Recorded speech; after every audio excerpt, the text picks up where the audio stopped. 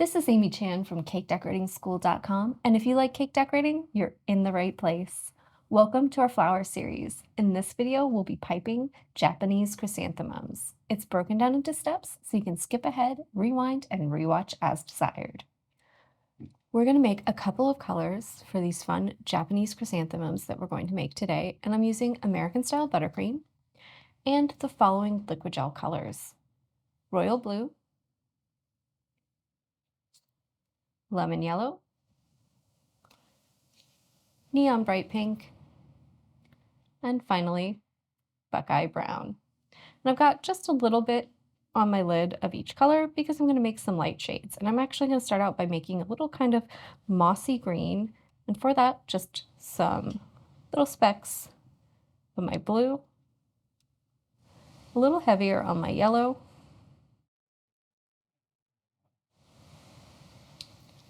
and then just to give it a little bit of an earthy vibe, a tiny touch of that brown. And we're not making very much color, so we don't need to use a lot of coloring.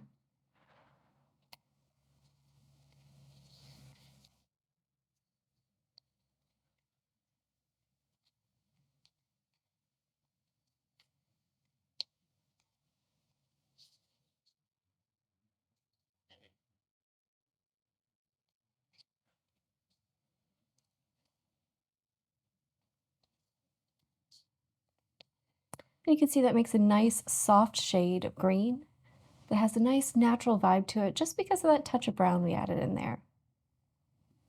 And next, I'm going to make some pink. And you notice I've got more of this one. It's going to be for our petals, so we're going to need a lot of it. Just start with some pink and same tiny touch of brown.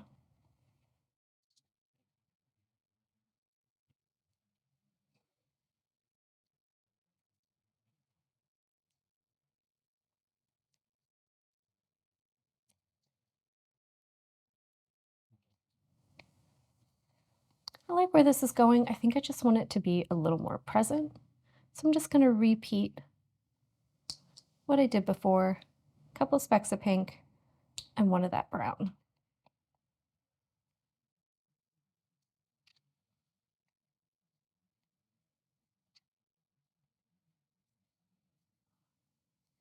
That gives us a really nice, soft, kind of natural feeling shade of pink.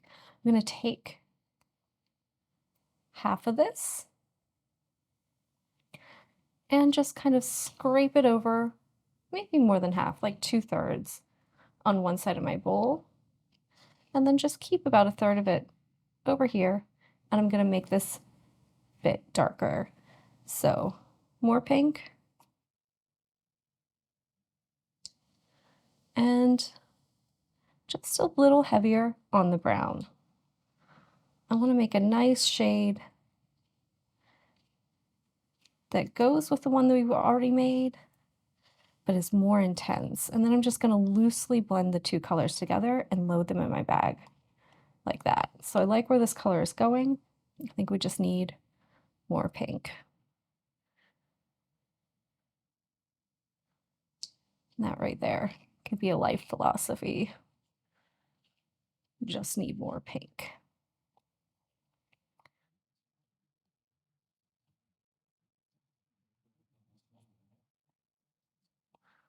There we go. It's beautiful. So we have kind of two very soft, antique-y feeling kind of shades of pink. And to get them ready to load into my bag, I'm just going to take them both and give them a quick fold.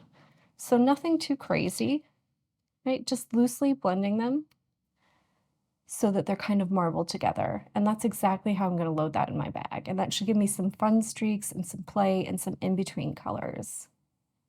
For this flower, we're going to use 2 bags, and you can see we have the one with our green. We're using a coupler with it since we're going to change tips, and our pink is loaded into a bag fitted directly with the tip. For our green, we'll be using a number 12 and a number 2. For our pink, we'll be using a number 81. We're going to review the techniques for our Japanese chrysanthemums, and the first thing we're going to make is a dot, and we're going to use our number 12 tip for this. It's going to be the support or the mound that we build our flower on. So we will just want to be above the surface, squeeze, let it balloon out nice and big, stop, and then just swirl around to finish it off.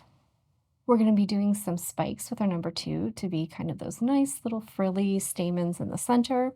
And some of them we're going to hold our bag at a 90-degree angle and pull straight up. And as we cover the top of our dot with spikes, we're going to come at some of them from the side. So think about holding it from a 45-degree angle and pushing kind of towards the center just a little bit. And this is going to help us make some nice, long, frilly, hairy ones by kind of pushing all the straight up ones we did in the center together a little bit. It's going to act as a little bit of support. And we'll make sure we go over this again when we're actually piping our flower. For our petals, we're using our number 81 for all of them. For some, we're going to do a glide along the surface, or it's going to be a glide along the layer of petals beneath it, where we hold at 45 degrees and we just pull in the direction we want to make our petal. So we're going to slide along the surface and pull up at the end. And that's going to give us that little bit of curl that the kind of ends of chrysanthemum petals have. It's that characteristic look. We're also going to make some spike style petals with this tip as well. Some where we're going to pull straight up and some where we're going to pull out. Kind of at a 45-degree angle, maybe a little steeper, maybe a little higher. We're going to use the play of the back end of the bag to kind of give us a nice feel to our flower where it opens up. So think some straight up and then slowly angle your bag out as you go. And that's going to give us a nice open look to our beautiful chrysanthemums. We've gone over our techniques. Now let's review them to talk about how we're going to build our blossom, how we're going to put them all together. We're going to start with our number 12 tip and make a nice little dot in there. It's going to get completely covered up, which is why we're using the green since we'll have extra of it. It doesn't really matter what color we make it. Then we're going to switch to our number 2 tip and we're going to cover the entire top of that dot just like we're putting hair on a head in those nice little frilly spikes. We're then going to grab our bag with our 81 tip and we're going to start at the bottom and we're going to pull a bunch of those little gliding petals. We're going to go all the way around the base. We're going to attach them to the bottom of the dot, pull out, and yank up at the end, right? So give it a nice, good little, I guess kind of like jerking motion there at the end just to make that nice little curl on our petals. So do one whole row and then go back on top and in between and do a second one. A little bit shorter, right? A little closer to the center and just a little higher up the side of the dot. So the second layer of those glide petals is going to be right on top of the first. We're then going to switch positions and go from working on the bottom to working at the top. We'll start right under the base of spikes that we did with our number 2 tip and use our 81 petal to pull straight up. So think basically making spikes just with a different tip. And we can kind of curl it a little bit towards the center. So every time you pull up from that dot and over those spikes, just kind of flick it towards the middle to finish it. And that's going to give it a look like these little center petals are closed in on themselves. We'll do a second and maybe even a third layer of these where we go a little bit further down the dot and pull up, and that's going to make us a nice stable center. Once we've done that, you might have joined those two sections of petals together. You might be thinking, uh-oh, there's not enough space. There's always space. We're going to build out and this flower is going to have a nice bit of mass to it. So once we get those kind of straight up ones going and the ones coming out from the bottom going, we're going to start angling out. So just start by adjusting the angle of the back end of your bag. Start kind of down a little bit and pull out and just make some nice spikes. And you can go from the top down or down up. I kind of like to go back to the bottom and fill in a little bit. Go from the top, whatever works best for you, really. And we just want to give it this look like it's opening up. And it can be a little wild, it can be a little free. It doesn't really have to go in any order. But after we pull those upright spikes, we're just going to keep pulling petals and opening that angle as we go, just to fill in all that area and give us the look of a nice, big, beautiful, open flower. We're going to start piping. I'm using my 3-inch flower nail, so nice big nail. I've got a piece of parchment paper attached to it with a little extra buttercream, and I'm going to start in with my bag of green with my number 12 tip on it. So I just want to go here, holding straight up and down, up above the surface, so that little line of frosting can connect and balloon out nice and big. Get a good dot going, stop and swirl to the side. Now we're going to do those nice little center spikes, our little stamens. We're going to start right here in the center, pull straight up, go around it, and you can see as we go, it allows us to build up a little bit of height. Once I go around it once, I'm going to tilt the bag off to 45-degree angle and just kind of push towards the center as I go. There we go. And that should give me some nice ones along the edges that are a little longer. You can see because we've got the center ones kind of pushed together by it. And that gives us a nice kind of wild feel to those. Now we're going to start with our number 81 tip and our pink.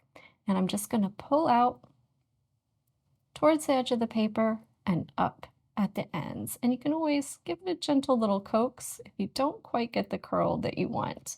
And I'm just going to kind of pull towards the edges of my paper. And that's going to make some of them a little bit longer and some a little shorter. And don't really worry about the space in between or if they're all perfect, just kind of go. It's going to look a little wild and crazy, kind of like a little piece of messy modern art to begin with. And that's just going to be just fine. So you can see it's kind of all over the place. Things are different lengths. That's going to be a beautiful result in the end. It feels a little unnerving at first, but we're going to set ourselves up and now do a little second layer. Don't be afraid to let them flop over. Play with the ends of those petals if you want. It's going to be a little easier in places where some of your first ones are closer together. You just want to pull out and up so that the second row is a little bit shorter. And I don't want to make kind of like perfectly round flowers. I want them to look a little uneven. So you can see that shape is already sort of filling in and it's already looking a little wild, a little free. We've got some petals that are a little longer and some are a little shorter. Now we're going to go straight up. So I'm going to take that 81 tip, start right at the base of those spikes, pull up and across.